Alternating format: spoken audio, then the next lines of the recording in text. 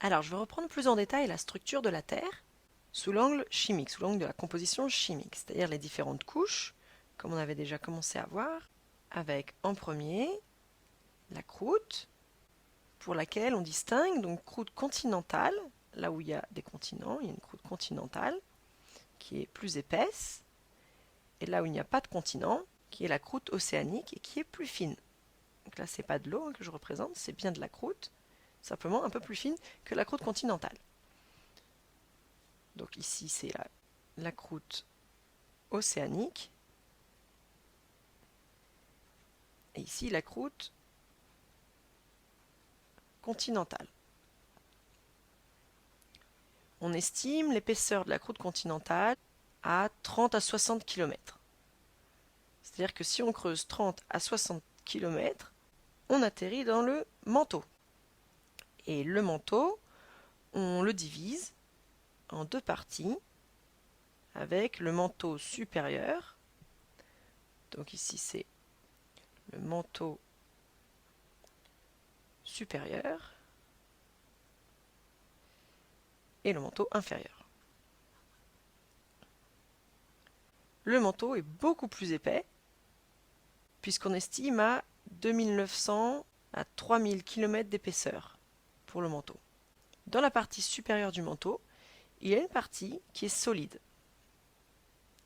Et cette partie solide, puisqu'elle n'atteint pas les températures nécessaires à la liquéfaction de la roche, cette partie solide est regroupée avec la partie croûte pour constituer ce qu'on appelle la lithosphère. La lithosphère, c'est l'ensemble des parties rigides. Ce qui vient ensuite, c'est de la roche qui est liquéfiée. Alors, c'est pas liquide, mais c'est suffisamment plastique, malléable, pour que les choses bougent. C'est l'état magma de la roche. Et cette couche-là, on l'appelle l'asténosphère. Ici, on a l'asténosphère.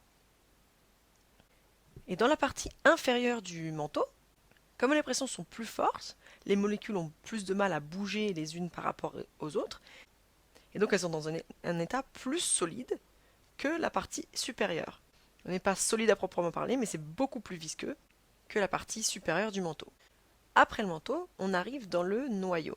Et le noyau lui-même, divisé en deux parties, avec une partie noyau externe, ici c'est le noyau externe, et on a le noyau interne. Et là encore, l'état de la roche diffère, et le noyau externe est liquide, tandis que le noyau interne, lui, est solide. Et pourquoi donc? Eh bien, déjà, en termes de composition, on sait que le noyau est constitué de nickel et de fer. Puisque quand la Terre s'est constituée, les éléments les plus denses, les plus lourds sont retrouvés à l'intérieur, et les éléments les plus légers superposés au-dessus, et jusqu'à des éléments les plus légers qui sont les gaz, qui se sont évaporés et ont constitué l'atmosphère. Et donc les éléments les plus lourds, les plus denses, ce sont le nickel et le fer. Et dans la partie du noyau externe, les températures sont tellement élevées que c'est suffisant pour rendre le nickel et le fer liquides. Mais lorsque la pression augmente, puisque là on atteint des profondeurs, donc l'épaisseur du noyau externe s'est estimée à 2300 km. Et la partie interne, environ 1200 km. Et donc ce qu'il faut se représenter, c'est que la pression qui est exercée sur le noyau interne, c'est le poids de toutes les roches qui sont au-dessus. Puisque à cause de la gravité, toutes les molécules, toutes les roches sont attirées vers le centre de la Terre et pèsent de tout leur poids. Et donc le poids de tous ces kilomètres de roches accumulées pèse sur le noyau. Et donc même si les températures sont extrêmement élevées, ces atomes de nickel et de fer ne peuvent plus se déplacer les uns par rapport aux autres, ils sont complètement comprimés et donc ils sont à l'état solide. Donc voilà plus de détails sur la structure de la Terre, notamment l'épaisseur des différentes couches et leur état. Avec la croûte plus la partie supérieure du manteau qui sont rigides et qui forment la lithosphère.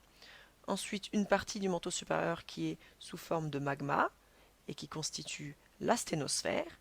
Et la partie plus inférieure du manteau qui est une sorte de magma mais plus visqueux, presque solide, lui-même situé sur une couche liquide au niveau du noyau externe, et enfin le noyau du noyau, le centre de la Terre au niveau du noyau interne est solide.